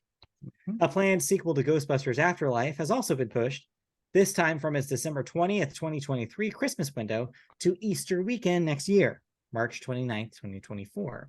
So the idea is that both of those films are essentially in the can. They're completed, or more or less editing to completion to a final cut, but can't promote them if you don't have the actors. So they're waiting. Meanwhile, a Karate Kid reboot has also been pushed from June 7th, 2024, all the way to December. And the Blumhouse project, They Listen, has now updated from a planned August 30th, 2024 opening. Meanwhile, the biggest fish in the pond, Spider-Man Beyond the Spider-Verse, the third, of course, in the blockbuster Lord and Miller animated franchise, has been removed from the 2024 release calendar completely. It was meant to open in March 29th, but, quote, due to union's work stoppage orders, unquote, the voice cast cannot complete dialogue recording in time for the spring opening. That's according to a Sony source. You might be wondering, wait a minute, I thought voice acting was okay, not for theatrical films. There's a difference there. So yeah, this also kind of complements previous reporting from sources saying, from the animation perspective, that there was no way the movie was going to be finished before the deadline anyways. So this gives Sony another excuse to postpone it, as opposed to trying to rush it out as soon as possible. So instead of having these two different kind of separate issues, as you mentioned, for Beyond the Spider-Verse, saying the animators can't do it, and now that the actors can't voice it, are they actually the same problem, that the animators were worried because they wouldn't be able to get the voice acting done in time? It's possible that they're enmeshed enough that it might be combined, all those things. But really, the story here is the studios are terrified of releasing things without doing a traditional media blast, essentially, like the way they want to do it with the actors doing interviews. That I don't know what's going to happen then if they can't just not put out movies, though. Like, sure, they do this with their biggest films, but nothing's going to be able to be promoted. So I don't know what the move is. I don't know what they're going to do, because that will definitely hurt like the stock prices and just their overall like outlook for the rest of the year. That if you can't release within the fiscal year, what are you going to have for profits and bonuses? Do you not think about your bonus structure, guys? Come on, you got to release something. It's almost like they maybe should just talk to the unions and make a deal. Maybe, I don't know. I'm just talking crazy talk here, I know, but perhaps that's what they need to do. But anyway, let's move on to another strike adjacent story here. We talked last week about interim agreements being allowed by SAG-AFTRA to let certain productions continue work. Right, as long as they followed the recent submission from SAG-AFTRA for their guidelines going forward. Yes. Well, some actors are pushing back against this, including actors who are in films that were given passes, including Viola Davis, who, in a surprising move, has become one of the first to visibly back away from a project for the duration of the actors and writer strikes, even after the interim agreement was given and was part of like the decision to start production. This is for the film G20. She said, quote, "I love this movie, but I do not feel that it would be appropriate for this production to move forward during the strike." End quote. News of the move on Davis's part comes 1 week after Brad Pitt backed away from Apex, a Formula One film that Joseph Kosinski is helming for Apple. The situation highlights the uncertainty for stars at this time, who must choose if they can accept the optics. While an interim agreement for one project would put hundreds back to work, choosing it might well result in accusations of scabbing. We already talked about this last week. We talked about some actors already being very vocal about, like, I don't care if they got an agreement, they're still working while we're on strike. And it does bring into question of the definition of what solidarity truly means when you're doing work in a union. So yeah. Yeah, it is kind of the different aspects of fighting a strike, which is it an all or nothing thing, Mhm. or is it a if you abide by our was it offer, then you can play with us. Like Yeah. if that's how it's going to be, yes. I mean, there's two sides to that coin of yes, it's great that like you can have the SAG after say, hey, if these small studios are able to say yes, we'll take you up on your deal, why can't you big studios do the same thing? But then also, if these actors are working over here and getting paid, what were we doing over here striking when we could be working and getting paid? Right. And really is going to depend on individuals to make that decision for themselves. And ultimately, Viola Davis and Brad Pitt made the choice for themselves to be like, well, it just doesn't seem like the right choice when there's so many people out there that are like on the picket lines actively and Mhm. talking about solidarity. And, it's going to depend. So yeah, it's going to be complicated as long as the strike goes on about whether what can and should take place. And we're going to continue seeing this debate. But there was some good news on that front, though, that I saw Seth MacFarlane donated $1 million to the Actors Fund, or at least it was Nice. formerly the Actors Fund, whatever it is Right. now. The entertainment fund we talked about last week. Different fund. That was The Rock. Oh, okay. Yeah. So The Rock donated to one fund for $1 million, and now Seth MacFarlane has donated $1 million to a separate fund. All right. Well, the good news is that if you just want to watch some movies, there's never been a better time. There's a lot of stuff out, and you're going to talk to us about some of them. Where would All you right. like to start? Let's start with the big movie and the big release, and the one I probably should have talked about last week, but didn't get around to it as a double feature. Barbie. Yes, the movie on everybody's lips. Nobody can stop talking about this to the point where like I can't read anything until I see it because I'm just like trying to avoid spoilers as best as I can. Ah, damn. I Yeah. forgot. I should have my Barbie cup right here. We got a Barbie cup with Barbie it. Cup. Should have brought it. But Barbie finally saw it. Little afternoon date night afternoon. And surprisingly funny. I don't know if I was expecting it to be that funny, especially coming from Greta Gerwig and Noah Baumbach, two very Mhm. serious, dramatic writers. They've written comedies. It's not like Yeah, they they're haven't. dramedies. But to like Yeah, have I like guess. actual like gut busting laughter and gags and innuendos and just all the comedic tropes and especially breaking of the fourth wall multiple times to the point that at one point they just literally cut out everything and just talk directly to the audience, which was a smart choice, by the way.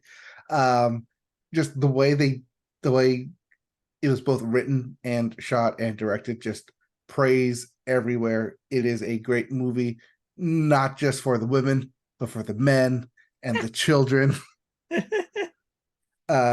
It's funny, it's heartfelt, it'll make you laugh, it'll make you cry, and by the end, it'll make you just kind of like give you a step back and just look around and be like, what did I just watch? And is this really like talking to me in a way that a Barbie movie is meant to be talking to me? Uh, Lots of layers. Mhm. One thing that I really, really like about this film is that it has a lot of layers, a lot of meaning, and a lot of depth to it. I can see one because it's runtime, but two, just from the content of it, of one, word of mouth, and two, people seeing it and encouraging other people to go see it, why it has the box office numbers that it has. It definitely lives up to that hype. And I think that it playing on the Barbenheimer, having two very strong auteur directors directing these film projects, just puts their stamp on what would otherwise could have been seen as just studio cash grabs, but instead, both Oppenheimer and Barbie are auteur films meant to make statements, and Mhm. it's why we love film. They're telling you a story, but they're also telling you how life can be, how complicated life can be, and just the inner turmoil that people live with on a daily basis. Both these films cover both of those categories in completely different ways, yet they both leave you with these kind of think pieces and when a film can do that and has the power to do that, it separates itself from the rest of the pack. I mean, not to just fall back on the, the meme conversation, because that's what everybody has fallen back on for the last month. Mm-hmm. But it is interesting that you're kind of touching on the reason why I think that combining these two movies into one kind of monolithic big movie has resonated so much with people, because you're right. I think they both are talking about the entirety of life, but from two different perspectives, almost like two different situations that seem diametrically opposed, but when you actually think about the messages, they have more in common than you think, like with what they're trying to do and what they're trying to say, because humanity is universal ultimately at the end of the day. um Yeah. but at least It's one's a lot lighter and funnier. and the other one is Barbie. The other one so is pink. I'm trying to be careful here, because I'm trying to avoid spoilers, and I feel like what you've already said is pretty much what we can say without getting into the spoilers. It is final thoughts on it without getting too spoilery. Yeah. It is a self-fulfilling journey through the lens of Barbie that ultimately ends in probably the most defining thing a woman could do. Right. And that's Barbie. So Yeah. So. yeah. If your friend Yeah. if your friend or your social media hasn't already convinced you to go see this, I Yeah. don't think I did a good job of it, but hey, another voice adding onto the pile of Yeah. make sure you see this film. I think next week when I've seen it, I think we'll be able to have a better conversation about it. But Yes. until then, yeah, I think from what I've been able to gather is, yeah, the thing it's set out to do, it does a good job of it, and it is surprisingly heartfelt and universal in the way that it does it. And but I think what we can say though, how were the performances and direction? So how's Margot Robbie in this thing? Really good, really fun, really bubbly. As we've talked about on this podcast before, if you've been a long time listener, this role originally was supposed to be Amy Schumer, Right, like yeah, a 3 years long time ago ago. when the first project was first announced. And what a difference I think actors make. I think there's why there's such a different range in actor capability, especially when you get your name up there and what considered like A-list, S-list, B-list tier. Because this film, I think, could very easily, especially with its content, and if it's not delivered correctly, very easily have just been well, what do they think they're doing? But with giving it to the right hands, given the right care and the right kind of several revisions, Yeah. it can be turned into such a gem. Um, Cool. Ryan Gosling as Ken, great, hilarious. I do like a lot of the celebrity cameos throughout the film, especially all the different Barbies. And Michael Cera's Alan, hilarious. Either's Yes. only in there for like 10 minutes tops.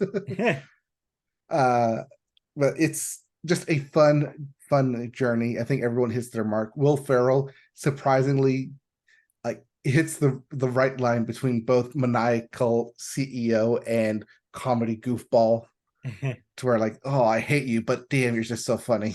Yeah.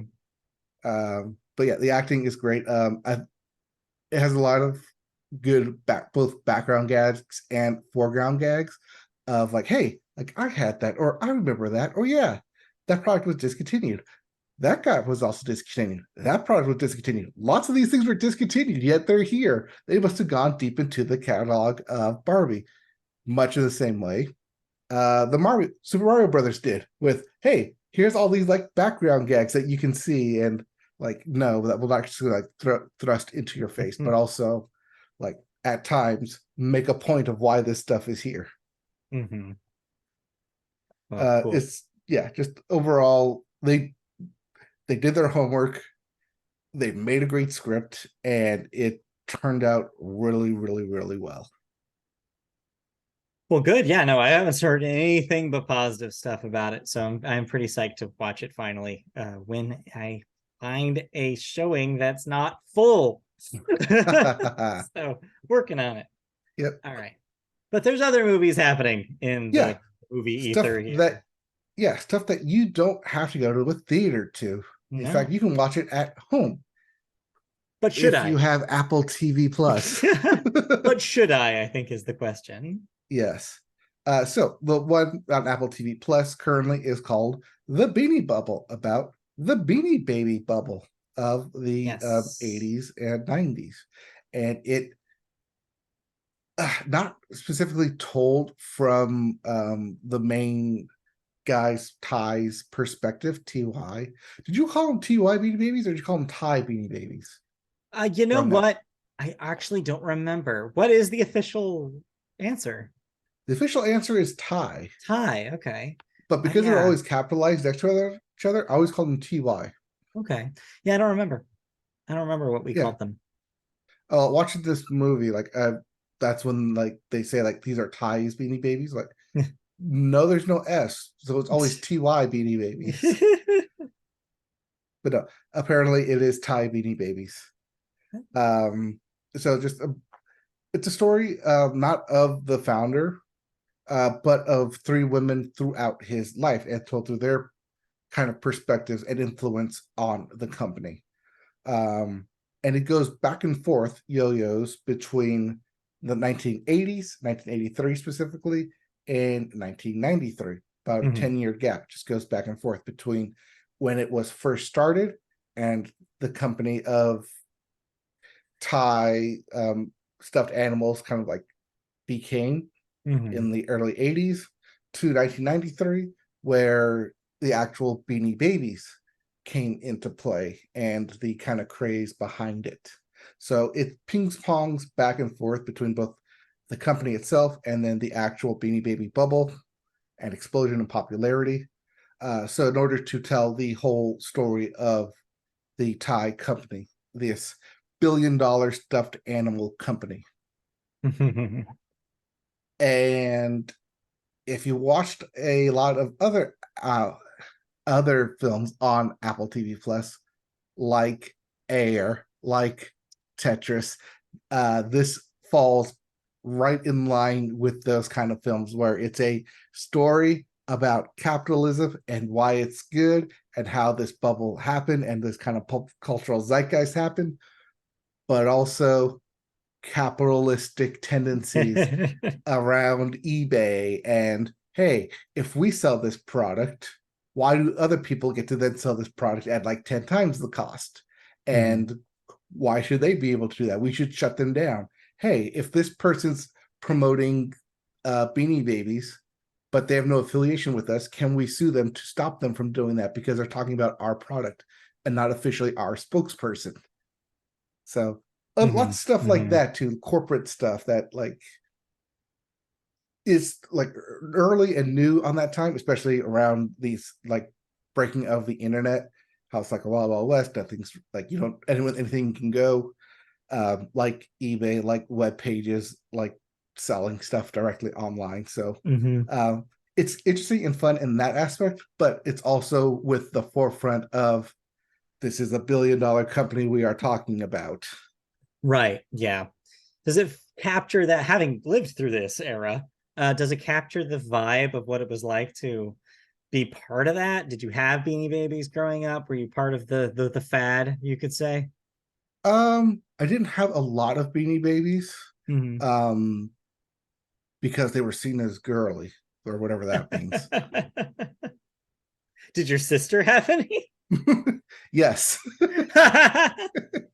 Okay. because birthdays come around. It's just, hey, I can get you this $10 Beanie Baby, and you'll be happy with it. Yeah. But Well, yeah, it definitely goes into like the marketing, like in the mhm. '90s section, definitely more of the marketing side of like why they became such a we must grab them and like the cultural zeitgeist for it, Right. but never into the actual mad rush and dash of Okay. like someone's on the hunt for certain Beanie Babies. So if I'm somebody that just thought that, like, for example, Tetris was just okay, does this do a better job of like evoking that kind of moment? Is it like more fun, or is it just about the same? I think it's more fun because Zach Galifianakis, who plays Ty, the creator, definitely is not taking this seriously. And I think that's kind of the point, is that Yeah. he's definitely seen as the man child behind the big business, but still is a man child even after having literally all the money in the world. Interesting. Okay. Although, and the last thing I will say about this, because I saw a clip that confirmed this and it made me mad. They didn't even try to make the Beanie Babies look anything like the original Beanie Babies, right? Because they couldn't get the IP. But when I saw what they had, I was like, that is the opposite of what a Beanie Baby is. It's not a big fluffy thing. I was Oh, mad. that no, that's what it was originally. Before that's what I'm saying. That's why it's the 80s and the 90s. Yeah. The 80s is the big fluffy cat that you're Okay. thinking of. But That's later, the Thai does it look? like company. Yeah. Does it look closer to a Beanie Baby in the '90s Yes, in hat? the 90s, Okay. yes. The clip you saw was about the 80s, Okay. I thought for a second not I the was like, 90s. they want me to believe that that is a Beanie Baby. They are wrong.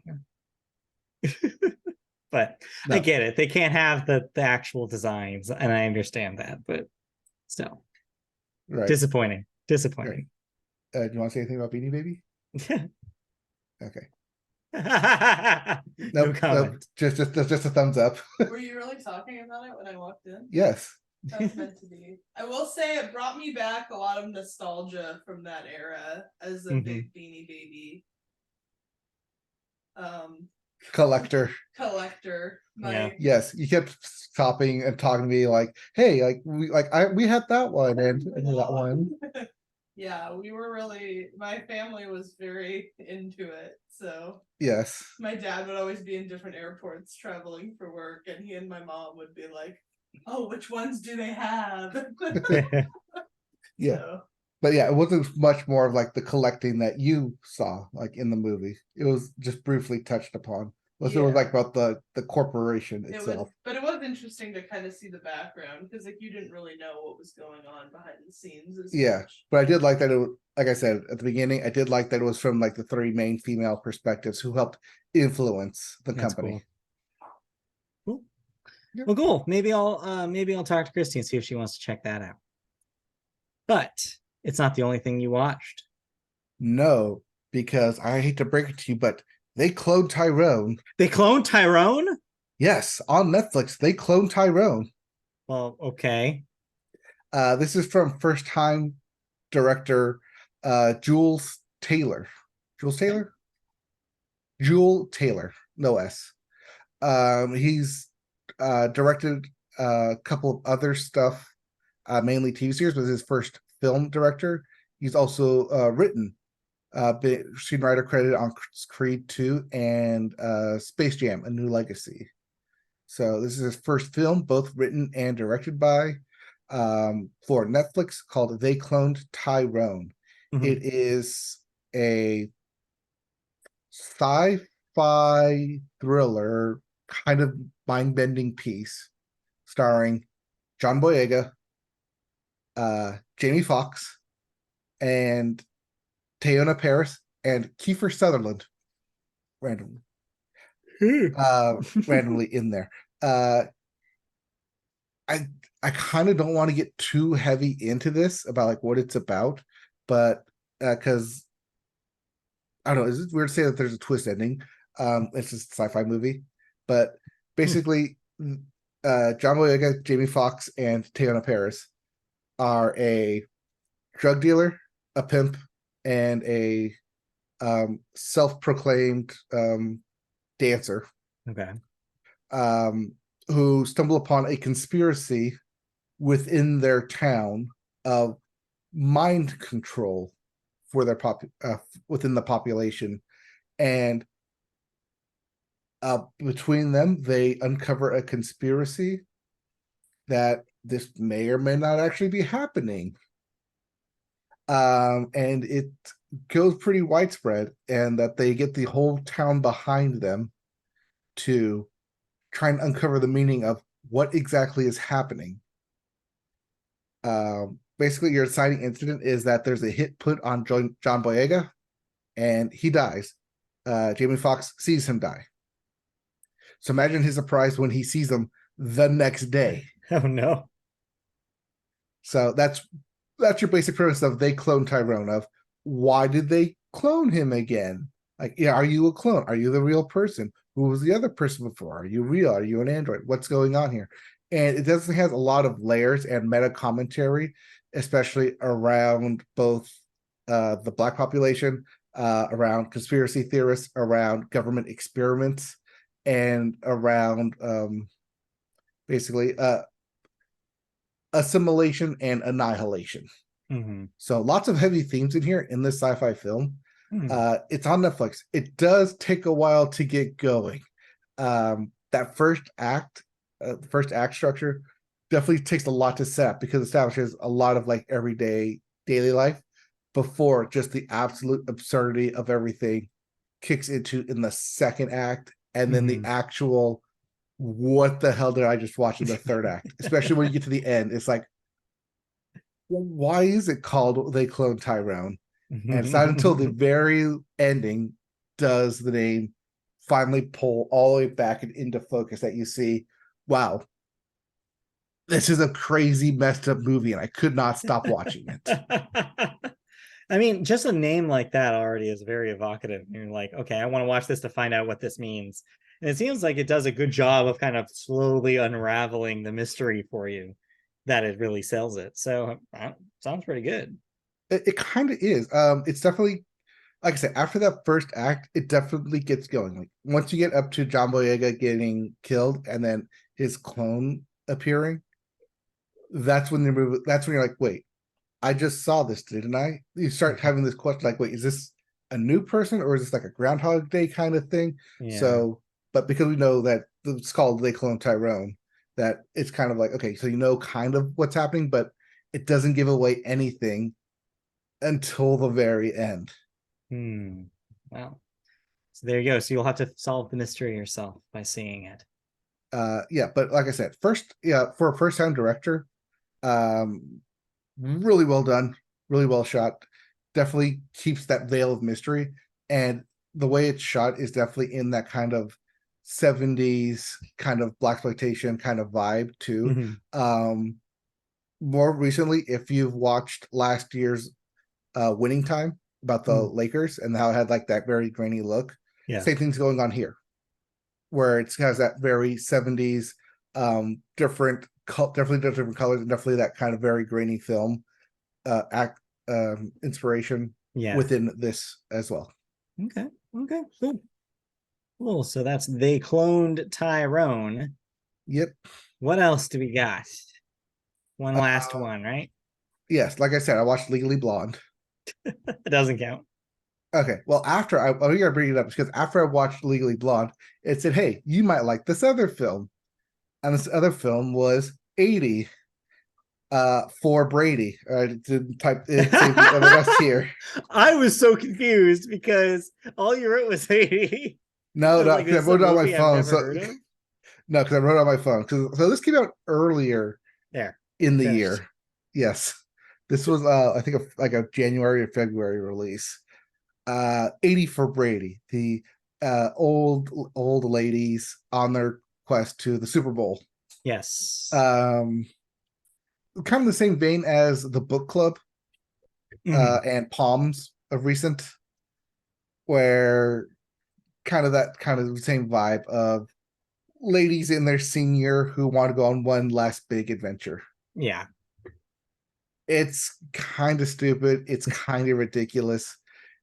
I will say it is very loosely based on a true story in the essence that, yes, there was a group of ladies who did go to the Super Bowl.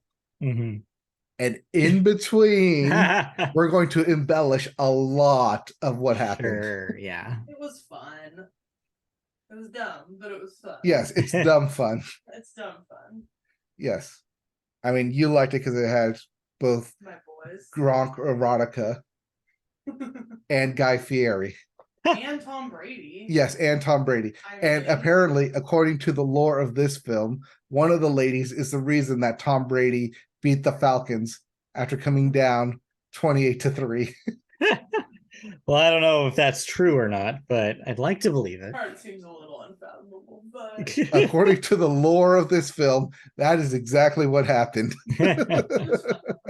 So yes, as ridiculous as that is also probably not the most ridiculous thing in this film. Okay. But yeah, that's your expectation is I'm just gonna have a ridiculous time with this film and watch some at one point the A-class actors just having a ball with each other. Well, we'll see. It's dumb fun. It's definitely Yeah. dumb fun. But hey, it's also just in time for football season. I mean, kind of, well, a little early, but yeah, almost. I mean, So yeah, there you go. it came out early this year, but now that it's on streaming, we watched it on Prime. It's available if you are subscribed to it. So Good to know. if you got Prime, you get 80 for Brady with it. Well, use responsibly, I guess. Yes. All right. Well, that then we'll do it. Unless you've seen any other movies that we need to talk about. No. Okay. Well, I trying to continue with the Wes Anderson run of films for my doctor. We'll see if we get some more in this week. perhaps. All right. But in the meantime, thank you for joining us here at the Media Boat Podcast. We do this every week, so we're going to be back next time. A week from today, maybe, depending on if emergency audible has to be called, speaking of football. To watch this space. But in the meantime, we will be back at some point next week. Thank you for joining us. If you want to see us in video form, you can go to our YouTube channel.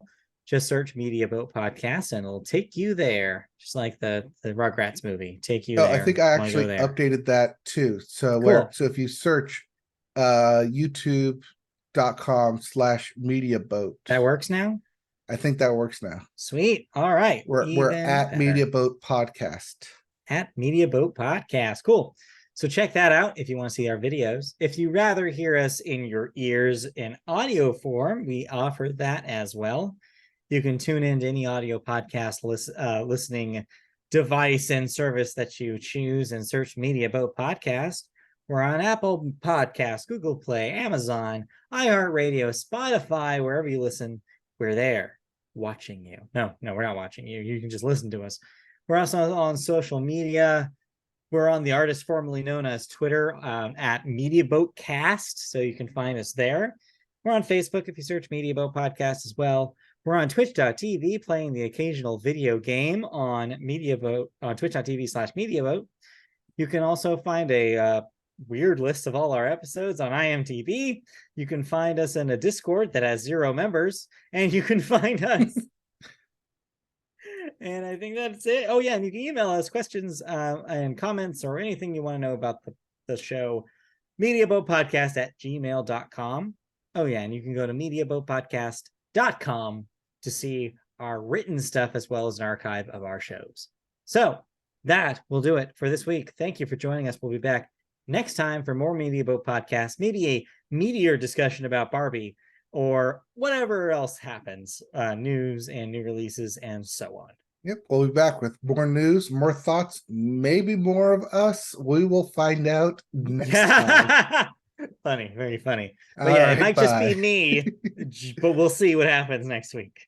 Big week. All right, bye. All right, bye.